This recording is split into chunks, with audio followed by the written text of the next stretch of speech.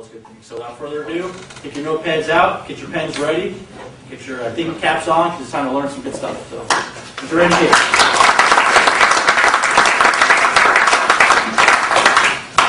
So what's the difference between an amateur and a professional? Well, generally, professionals get paid. Right? Amateurs do something for a hobby, for a habit, for love. Professionals get paid. I'm sure we've got people in the room that they're golfers. They're amateur golfers. Then Tiger Woods, he's a professional golfer. Mike back there, Billy back there, myself, we all play on the same softball team. We're baseball fanatics. But we're amateurs. We don't get paid for that. We do that for the love of the game.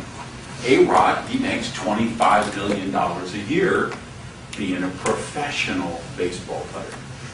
So I want to talk about what it takes to be a professional network marketer as opposed to an amateur network marketer.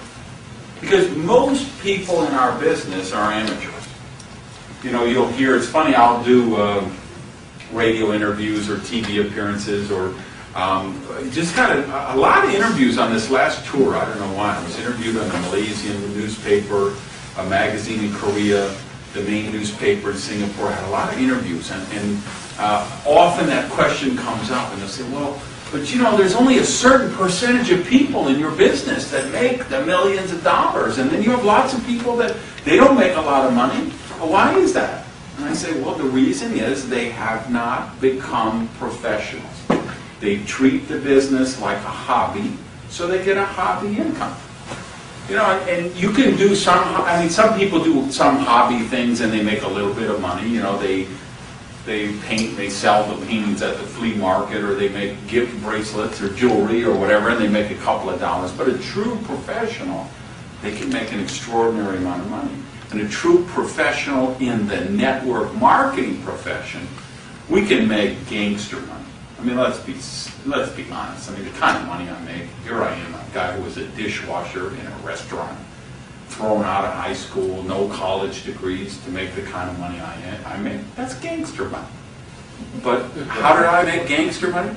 I've become a professional network marketer. I look at, okay, what are the amateurs doing? What is the professionals doing? And what are the skill sets that I will need to learn to become a professional? So if, and I'm not going to go long tonight, maybe this is 30 minutes or 35 minutes or something, but I really do want to share with you why this is so important, because this really is about dreams.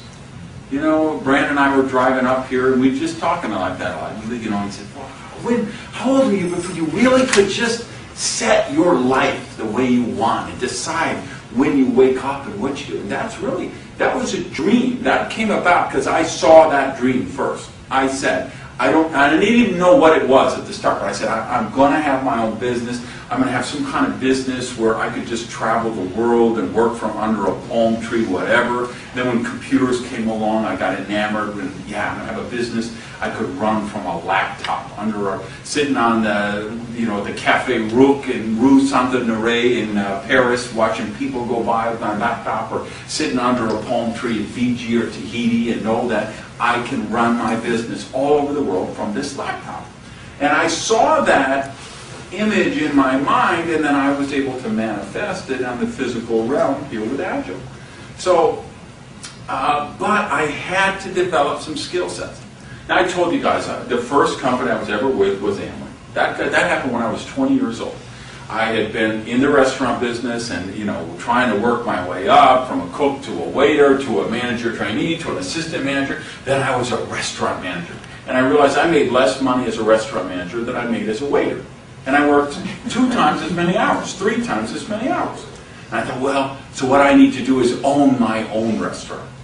So I quit my job as a restaurant manager and took my assistant manager. We took every penny we could borrow and we rented a restaurant in another town and thought we would live the American dream of, you know, opening our own restaurant. Of course, that was a disaster. We didn't have enough money to bootstrap it. We ended up giving it back to the guy who leased it to us. But along the way, on one Thursday night at 8:30, the phone rang, and it was my partner, Jim. He says, Randy, what are you doing Saturday? nothing really. Why? He said, I want you to come over to the house and protect me. Protect you for what? You got 3 big dogs. What are you worried about? He said, well, I was at the gas station filling up my car. There was a guy on the other side of the pump. He started talking to me. He started talking about making money. So he's coming over to the house on Saturday afternoon to talk about making money, and I want you there because I think it's Amway. Now, I was 20 years old. All right? I said, Amway? What's Amway? You don't know what Amway is? That's the thing where they draw the circles and it's about making money? I said, I don't know about circles, I don't know about Amway, but Jimmy, if this is about making money, we need to check this out because we're not making any money. So I go over to his house this Saturday afternoon. That guy shows up. His name is Jimmy too. He has a yellow legal pad like this. He has a red pen. He draws a circle and he writes you.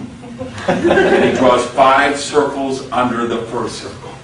And then 5 under each of the 5 with 25 and 125 and 625 and 3,125 and 15,625 and 78,000. And I was mesmerized. So of course I joined on the spot. And Jimmy had to sign up so he could sign up me. So you can see what a good job I did protecting him, right? Now, I didn't make any money with Amway. Not because it's not a great company. It is a great company. I was just with the sponsorship line that didn't know anything about the business. They told me, go out and find people with hotels because they wash lots of sheets and you can sell them buckets of SA8 laundry soap. So just, well, I didn't know anyone in hotels, right? A few people, and they didn't want to buy SA8 laundry soap, right? They had their regular wholesale people they bought from. They weren't going to buy from me. And I was just the kind of person, where I was at that point in my personal development. There was nobody who wanted to do business with me. All I did was I'd go out and I'd argue with people. And that was my whole business. And I can tell you every rational, logical reason why what you're doing right now is stupid and why you'd be an idiot if you didn't join me in Amway. Well, that approach didn't work very well, strangely enough. So I did that for a few months. That didn't work, so I switched to a new approach. I tried begging people. Just straight up, I need somebody, that approach didn't work very well either. So the bottom line was I sponsored one person into the Amway Corporation who was my roommate because I lent him the money for the distributor. And, he hung around. We hung around like 6 months. Neither of us ever did anything else. I didn't know what to do. I didn't have any of the skill sets we're going to talk about. But back in that day, when you joined Amway, you got a 3-ring binder. It was like this thick. It was the training. This is how you do the business. So I said, well, these people must know what they're doing. So I got the binder and I called up and I'd call my friends and say, hello, friend's name. This is your name here speaking. And I've got something I'm really excited about and I'd like to share with you. What would be better? Tuesday night at 7 o'clock or Thursday night at 7:30? And they were like, well, why are you talking so funny? And weren't a lot of people coming to my house. So 6 months go by, my roommate drops out. Well, what am I going to do? I've lost my entire organization. So of course I drop out. So I said, I tried it. It doesn't work. I love the idea. It just doesn't work. But of course I've gone to everybody I know, and so now they know Randy's into those things. So a few months go by, I get a call from a guy who says, I've got a deal that's just like Amway, only better than Amway. Well, I like Amway, so I thought this is better than Amway, so I joined that deal right away, signed up my roommate, same deal. Again, a few months go by, roommate drops out, I drop out. Okay, I tried it again. A few months go by, I get a call. They got a deal that's just like the deal that was just like Amway, only it's better than the deal that was better than Amway. I jump all over it. Roommate comes in. A couple of months go by, he's gone, I'm gone. Ring, ring. I said, deal was just like the deal that was just like the deal that was just like Amway, only it's better than the deal which was better than the deal which was better than Amway. I'm in like Flint. Roommate wouldn't join. So 5 years go by. 5 years years I lose money in the business. 5 years I go to meetings, I drive my beat up old Plymouth and I park it behind the restaurant so nobody sees, so I can talk about traveling the beaches of the world, and they don't know I'm driving this beat up old rust bucket with, you know, the Fred Flintstone floor that you can put your feet through and all that stuff. So 5 years, paying money, going meeting prospects, buying packets, going to meetings, not making any money. Finally I say, you know, this isn't working. Something has to change. There's some dynamic here I'm not figuring out, because the fact is there are people that were walking across the stages who were driving the free bonus cars. They were winning those free trips. They were cashing those big bonus checks. And I made a commitment. Okay, I've got to find out, what do they know? What is the secret they're not telling me? What is the distinction between those people who make money and those of us who don't make money? What's the deal? What do I have to know? And I had an epiphany after some real critical thinking. I came to the realization I've got to do the business in a way that other people can do it. I've got to develop some skill sets, and then I've got to do these skill sets that other people are going to be able to develop. Because one of the fascinating things that happened was, during the 5 years I was losing money, I was still racking my brain and going crazy. Why are they making money? What do they know? What are they doing? And I noticed that, you know, the person with the markers made the most money. So I said, okay, I got to fight my way to the front of the room. I've got to become one of those people who can make the presentations. I've got to be one of the people who can do the meetings. So I'm going to learn how to give the best presentations in the world. So I found a restaurant in Sunny Isles that had like a banquet room in the back, and they said, you know what, yeah, you can use the back room there. Just tell your people they can, if they buy coffee or tea and have a cake or pie or whatever, we'll just give you the room and we won't charge you. You can do your meetings. So I started doing meetings 5 nights a week. Monday, Tuesday, Wednesday, Thursday, Friday night. Every night at 7:30, I got up there, I had a big whiteboard, I wore my Miami Vice suit, and I drew circles. And I drew circles better than anybody in the world. Okay? So I started to be able to sign up people. I sponsored 30 people in a month. So I remembered back to the day, okay, 30 people, they're each going to get 5. That means I'm going to have 150 people next month.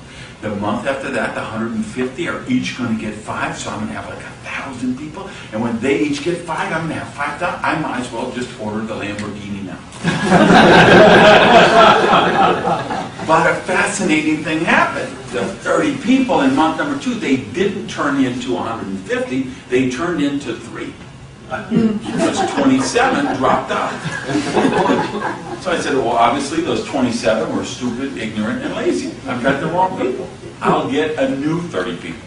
Get on my Miami Vice suit again, draw those circles again. So like, you just bring your people to me, I will close them for you. You just get them in the room, I'll be up there drawing circles, they will be joining the business. I put in another 30 people. Next month, again, 25, 26, 28 drop out. Next month, 25, 26, 28 drop out. What's wrong with this picture? And that's when the epiphany came. And I said, okay, the way I'm bringing people in doesn't duplicate. It works, but it doesn't duplicate. And what we really make our money on is duplication. Huge deal for me. So I said, you know, I'm going to develop a system. I'm going to develop a step, because I wasn't with a sponsorship line. I wasn't in a company that got this. There were other companies, there were other sponsorship lines.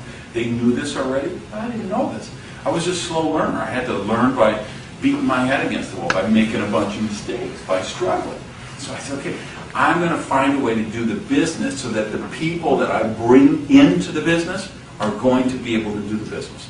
And that is the magic. This is what we have to offer with Agile that most people in our profession can't offer, is we have rock solid, airtight step by step by step duplicable system that we can offer people. If you look at our first step for a casual acquaintance, that Safe is the New Risky DVD. If you look at this cash flow class that we do, it's such a quantum leap above what anyone else in our profession is doing because it's so duplicable. Anybody can do it. People who would never do a home meeting before, they can do a cash flow class. People who would be deathly afraid to make a presentation, they can invite people to cash flow class. They can give out a Safe is the New Risky thing. They can follow up and give some product samples in the next magazine, and they can just follow the steps. They can just, connect the dots. People that don't make it in all kinds of other companies are making it with Agile. Even in people who haven't made it with Agile. Since we rolled out this new recruiting system at Agile World, we've had people that were left for dead who have come alive, and they're doing great now because of this system. And one of the components of this system, one of the really important elements, is this philosophy of using always third-party resources. You notice we don't do one-on-one presentations. I was just counseling with one of my guys in Texas today via email, because he's out there doing one-on-ones, and I'm saying, Jim, stop doing one-on-ones. They work for you. They work for me. But because he's a powerful person. He's a very successful business person. If he sits down across the table from you one-on-one at Starbucks, he's going to talk you into doing the business. But 95 out of 100 people, they're not going to be able to duplicate that process. But if you invite him over to a cash flow class and say, hey, follow along with this worksheet, watch this Eric guy on the video, and it's going to be about 30 minutes, and then we're going to answer some questions afterward. Everybody who comes to something like that says, wow, I could do that. I could see myself doing the business. Now, that doesn't mean that you still don't have to develop skill sets. You do. But the skill sets you have to develop are very simple, and they're very practical and applicable, and they work and they duplicate. So let's talk about that so you really know, okay, how do you go out and build a multi-million-dollar business with this? And again, here's the difference between amateurs and professionals. Let me tell you the number one expression that keeps more people broke in network marketing than any other sentence that has ever been uttered since the Earth's crust cooled. One sentence. This one sentence keeps more people broke than any other sentence that's ever been uttered. And this is the sentence. I don't know that many people. Exactly. See, that's what amateurs say. Amateurs say, I don't know that many people. We just moved here 11 years ago. See, there was a time Tiger Woods could have said, well, I don't know how to putt. I didn't know how to drive the ball 400 feet. Because he was an amateur, and he couldn't do that. To become a professional, he said, I need to develop those skills. There was a time A-Rod could not hit a 95-mile-an-hour fastball. He couldn't hit a breaking ball. But he said, to become a professional, I have to develop skills. Maya Angelou, at some point in her life, she was writing poems that said, I float the boat on the sea with me. And thought that was brilliant. And then thought, well, maybe I could develop my skill set, my craft more. She made that was a conscious decision.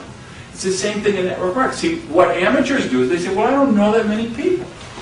Now, the first problem with that is it's never true. Everybody knows a minimum of 500, 800, 900 people. Everybody.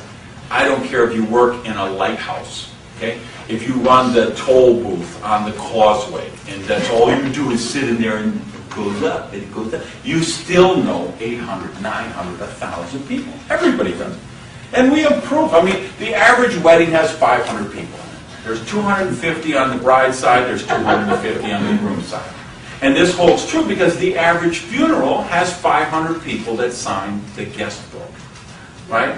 So isn't that fascinating? So when someone says, well, I don't know, I say, well, if you could turn out 500 people when you're dead.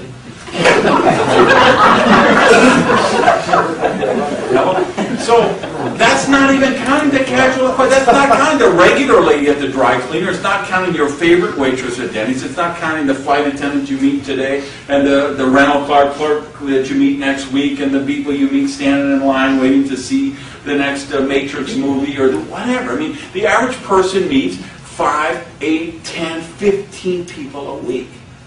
MySpace, Facebook. Well, yeah, we get into social networking stuff, it goes exponentially, right? But the difference between amateurs and professionals? See, professionals say, well, I'm going to develop the skill set of how to meet people.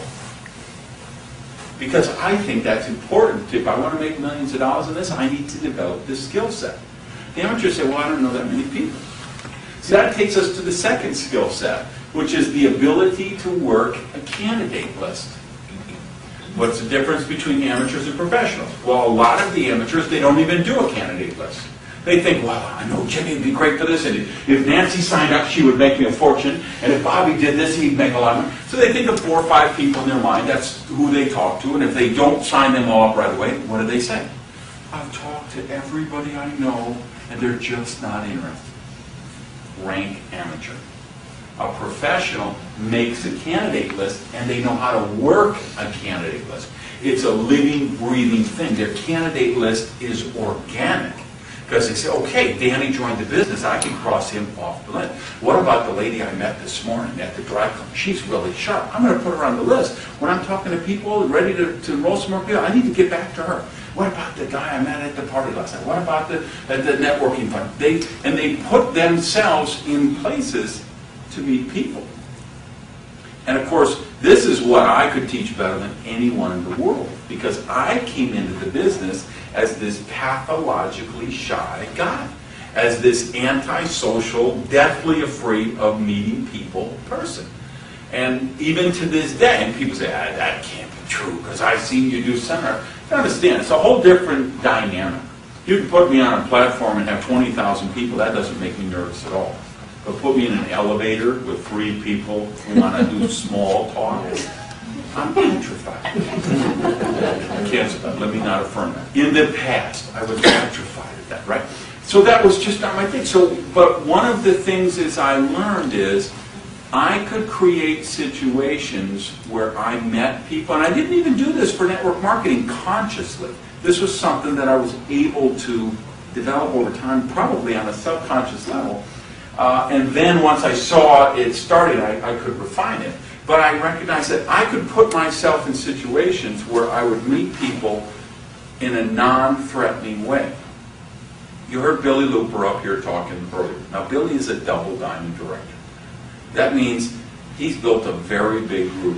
He's made $1.3 million with Atlas so far. You can figure with our team volume commission, our leverage matching bonus, I made a couple of bucks because I brought Billy to the party, right? Now, you know why I brought Billy to the party? You know how I met Billy Looper? Because I went and played softball. See, now, I never played ball. I love baseball. Been passionate about it my whole life. But, of course, my mother didn't have money for equipment and Little League and fees and all of that stuff. So I never played. Then at 4 years old, I was working with a company, speaking at the convention, and they said they were going to do a charity softball tournament, raise some money for a March of Dimes. I played, I had the time of my life, and I thought, wow, I could do this now. I have the money, I have the time, I could start to play softball. So what I did is I found an ad in a magazine, responded to an ad that they had a league, and I joined that league. And I remember the first Sunday I was driving up there, because I was so excited about the ability to play softball. And then when I was in the car on the way up there, I think, oh my God, I don't know anybody on this team. My palms were sweating on the steering wheel, but I really wanted to play softball. Then I got there, and what happens? Okay, hey guys, this is Randy, he's the new guy, and this is Jimmy, and this is Bob, and this is, and you don't know, this is so. And then you just go and you play ball, and there's no nervous thing. You just start playing ball and you forget about it. By the end of the game, you're like friends with those people. Then I met people on other teams, and then we went to tournaments, and then I joined other leagues. So I have a double diamond director, I have a director, I have a manager, I have a senior manager, I have a regional, all people I met because I play softball. I have senior directors because of the church that I go to. I didn't go to the church to recruit people. I go to church for my spiritual sustenance. But while I'm there, see, if I'm sitting there and you're sitting there and we go, wow, did you hear that service? Wasn't the minister amazing today? Didn't you love the part? It's a non-threatening way to have that conversation. It's a non-threatening way when you meet, I joined the Viper Club. It's just a social group of guys who drive the Viper cars. And you have a shared experience. So you go and you meet people, and I was still a little nervous. So I remember going to the first club, function. But, I loved the car, and, I knew these other guys loved the car, and we were going to look at the cars and hear about the specifications, and, it was a kind of a fun thing. So my desire for the fun outweighed my fear of meeting people. Now, the truth is, I bet half of this room, you don't even have that issue. Chuck doesn't have that issue. Jerry, I don't think you have that issue. I know Billy Looper doesn't have that issue. A lot of you love to meet people. You don't have that nerves. You're not shy people. You're outgoing, gregarious, social people. You love to meet people. So you don't even have that issue. But the point is, if you are shy, you have a choice. You could be an amateur and say, well, I don't know that many people. I don't know how to meet people. I don't know how to work a candidate list. Or you can say, well, I want to be a professional, so I'm going to develop the skill set. The difference between amateur and professional, professionals develop the skill set of meeting people. The difference between the amateur and professional, the professionals develop the skill set of how to work a candidate list. They have their agile business plan, they start with that list, and then it's an organic list, and they work it all the time. Third skill set, one of the most important in our profession, is the skill set of inviting. So we invite people, hey, if I give you this DVD, would you watch it? That's an invitation. Hey, if I get a seat for you, we've got a cash flow class on Tuesday night. If I hold the space for you, will you come to the cash flow class? Hey, we're having an agile money mixer. So you might be inviting to a money mixer. You might be inviting to review a DVD. You might be inviting to come to a cash flow class. You might be inviting to get on a webcast or a conference call. That's a skill. The skill of inviting people. Now again, what's the difference between amateurs and professionals? Amateurs say, well, I'm not very good at inviting. So what? Who was good at inviting? Nobody started that. If I look at some of the philosophies that have really made me money over the years, here's one of them. This has been worth millions of dollars to me. Here's my philosophy, and I live by this philosophy. You can't look good and get better at the same time. And it'd be the same whether we talk about invitations, if we talk about presentations, if we talk about any of the skill sets in our business, you make a choice. Do I want to look good, or do I want to get better? You want to make great invitations? You know what you have to do? First, you have to make good invitations. And you want to make good invitations? You know what you have to do? First, you have to make bad invitations.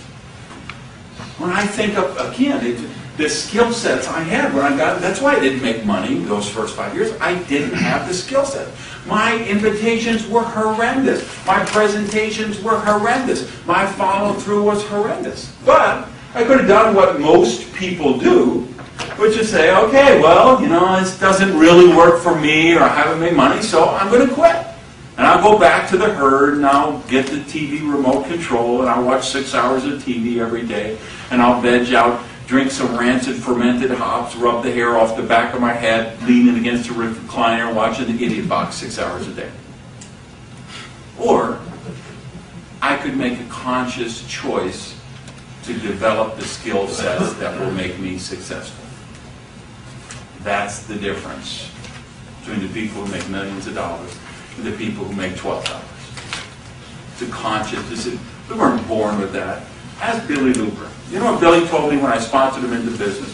I went to Billy right away. I said, Billy, you can make $100,000 a month with this. I'm telling you, Billy, with your connections, with your charisma, you're articulate, you're intelligent, the people you know, I'm telling you, you can make over $100,000 a month with this. And he said, I trust you. I know you know this business. I'm willing to do this. I will do it. There's only one condition.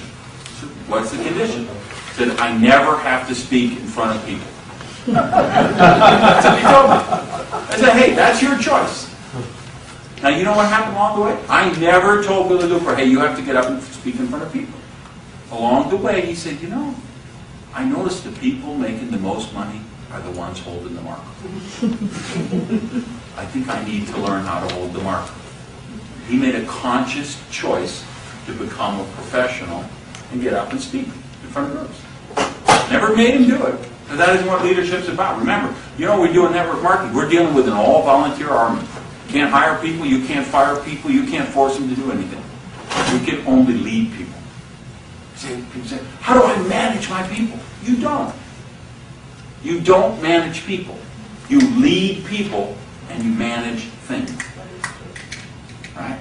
So Billy looked at the leadership of Agile and saw, well, what the leaders are doing is they're getting up there, they're training, they're doing Super Saturdays, they're speaking at business briefing, they're up there presenting, their group sees them up there with the marker, so if I want to be professional, that's a skill set I need to develop. So here's the thing about these skill sets. We've talked about the skill of meeting people, the skill of working a candidate list, the skill of inviting. Now, we could talk about the skill of presenting, but here's the thing I want you to understand. You don't need that to start. You can build a business that makes you $100,000 or $200,000 a year without being a presenter, without developing the presentation skill set. Now, that's not true in most companies, but it's true with Agile and it's true with A-Team. And the reason why is because of this system we've developed with the safest, the new risky, and the cash flow class, and all of the third-party resources. So in fact, we tell you, we don't want you to do one-on-one presentation. We don't want you to go and be the message. We want you to be the messenger. If you say, Gage, tell me the one secret. What's the one magical, mystical thing I need to know to make $1 million a year in the business? That would be it. I'd say, be the messenger, not the message. So see, the time will come if you're going to be a diamond director, where the people are going to expect to see you on stage. Say, hey, I'm in Lynn's organization. She's my double diamond director. They want to see you up on the platform. They want to have the pride. They want to bring their people to the good. See that lady up there? That's Lynn. That's my upline diamond. That lady up there had no experience in the business. She got in the business. Now she makes $2 million a year. That's her. I'm in her group. You could be on her team. They want that. So but that can come later. What are the skill sets you need right now just to make $200,000, $150,000, $100,000? The ability to meet people, the ability to work a candidate list, the invitation skill set, and the follow-up skill set. And the follow-up, that's so easy. It's come on. We bring somebody to an event on Tuesday. We need to give them a call on Wednesday. We bring them, we got them on a webcast on Thursday. We need to drop by a brochure or follow-up, a booklet or magazine or whatever on Friday. 24 or 48 hours later, we need to call back. So all we need to do, we need to have a planner or a calendar or a thing on our laptop or whatever that we can follow through. Anybody can learn that in 2 minutes. That's really easy. But not everybody chooses to do that. Some amateurs never learn that skill. So, I brought 5 people to the meetings and none of them have ever called me back. Well, of course they have. Because as soon as you got to understand, the average person in the world today watches 6 hours of television a day. Real time. That's the actual statistic. 6 hours a day watching TV. The average kid today spends 27 hours a week playing video games. So if you don't follow through, if you don't help them nurture, that's why I say that's their amateurs and professionals. See, if we just left this room, I know we've got some real success conscious people in this room. People, you stayed for the night owl. You could be home watching V tonight, right? You're here instead, so you're a professional, right? So, but if we just went out here and the next 100 people we saw on the bus stop said, "Would you like to be healthy? Would you like to be happy? Would you like to be rich?" All 100 would say yes. Say, we could show you a 2 to 4 year plan where you could be financially free. Would you do that? Absolutely. Would you be willing to trade 10 or 15 hours a week for that 2 to 4 years to be financially free? Yes, sign me up. But on Tuesday night, when you have the meeting here at 7:30 and they're trying to walk out of the house and they see that remote control, they can't make it past the remote control. That's the amateurs versus the professionals. So basic skill set, how to meet people. So if no one in this room, if you ever come to me again and say, I don't know that many people, I'm going to slap you. Because you just said, hey, I want to stay a rank amateur the rest of my life. I'm not willing to develop the skill sets to be a professional. So, well, I don't know who to talk to. I'm going to say, oh, please don't waste my time. You made a choice to be a rank amateur because you don't want to develop the skill set of how to work a candidate list. So, well, I made some invitations and they didn't show. I invited some people to my cash flow class and they didn't come. So what?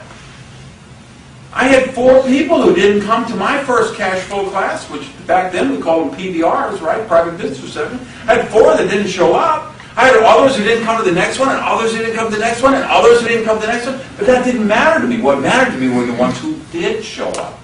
See, Billy showed up. Gail showed up. Dave Liddy showed up. Jeannie Kidd showed up. That's all I concentrate on. Well, who showed up? Who wants to step up? Who wants to be a professional? Those are the people that I'm going to work with, because they're the people that can walk past the remote control on Tuesday night. They made that decision. So, you look at my numbers, I've got 166 people now that I've put into the business over 4 years. You say, well, I bet they don't all do it. I bet some quit. What happens if you sponsor this guy and then this guy drops out? It happens all the time. Some do it now, some do it later, and some do it never. There's not that many people willing to be professional. But out of my 166 people, I went back and looked a couple of weeks ago, 89 were still in the game. So when I do those interviews with those newspapers and the magazines, they say, wow, well, half of the people dropped out. I say, so what? Half of the people that get married get divorced. You know how many people join college and they quit? How many people join Burger King and quit? What is that, 99.999%? How many people join IBM and quit? You know how many people join Life and quit? So don't tell me because half the people quit, because yeah, half my people didn't stay. But the 89 who stayed, that's produced an organization of 140,000 people for me now. So am I going to worry about the 70-something that want to watch the 6 hours of TV a day? I can't worry about that. They have the same opportunity that I had, and Billy had, and Gene had, and Dave had, and Gail, and all of the people I've introduced to the business. They all had the same opportunity. But not everybody was willing to become a professional. Not everybody was willing to let go of the remote control. So you want to be a professional, you make that choice to develop the skill sets. So after those 4 basic skill sets, then we have the 2 more advanced skill sets that you don't have to worry about till later, which is the presenting skill set and the leadership development skill set. Because that's, bless you, that's what the business is about. If you said, okay, Randy, tell me the truth when no one else is around. Just what is agile? At its very essence, I'm going to say agile is a leadership factory disguised as a wellness company.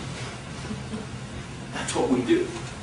That's what being a professional is about in this business at the higher level. Getting in online, going into your back office and saying, okay, who are my leaders? Who are the people that I need to do? Where do I have a fire going in my organization? I'm going to get on a plane and go pour gasoline on the fire. Right, you all saw the video on our leadership updates the last 2 weeks. I did that around the world tour, and thousands and thousands of people. And I had the people in Jakarta, the people in Moscow, and Medan, and Seoul, and Sydney, and all I was doing was I just looked at the back office and where do I have a fire going on? Let me go pour some gasoline on the fire.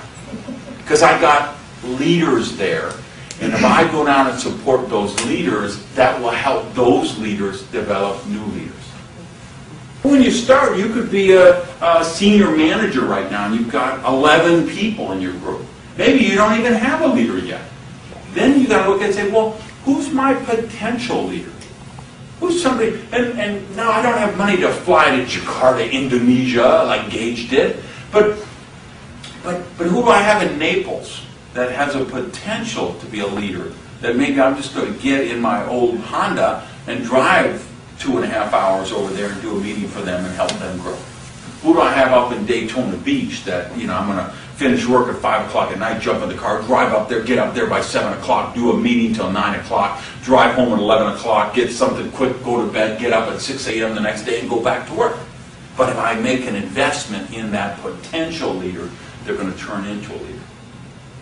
So those are the skill sets we develop. That's what makes multi-million-dollar earners in our profession, is the people who say, I'm not interested in arguing for my limitations. But that's what people do. But see, I learned that. That was one of the most important lessons I ever learned in personal growth, is only argue for the limitations you want to keep. But it's true, I don't know that many people. Well, the more you argue for that limitation, the more you're going to own it. I'm just horrible at doing invitations. I just can't make invitations. The more you argue for that, the more you're going to own it. If you make a choice, no, that's the skill set I need to develop to become a professional. That's how we break through. That's the personal development. That's the growth. So we start the skill set of meeting people, the skill set of working a candidate list, the skill set of inviting, the skill set of follow-up. That'll get you to $150,000 or $200,000 a year. Then you can fire your boss. You can go into the business, start working 20, 30, 40 hours a week, and then you can concentrate on the other skill sets, the presenting skill set and the leadership development skill set. Here'd be the last thing I would tell you. And I talked about this at Agile World. For every person seeking greatness, there are dozens more charged with safeguarding mediocrity. Right? For every person who wants to be a professional, for every person who wants to be great, there are dozens and dozens that want to live in mediocrity. People think the opposite of success is failure, but it's not.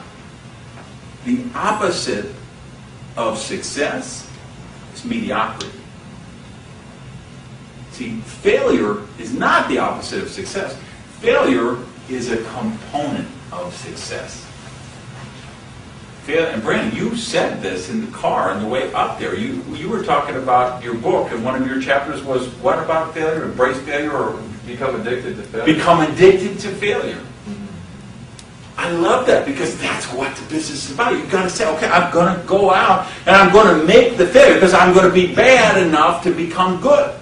You know, I was doing a program with Ken Don in Houston last weekend, and Ken had this brilliant thing. He was talking about inviting and presenting. And he said, you know what? You can never say the wrong thing to the right person.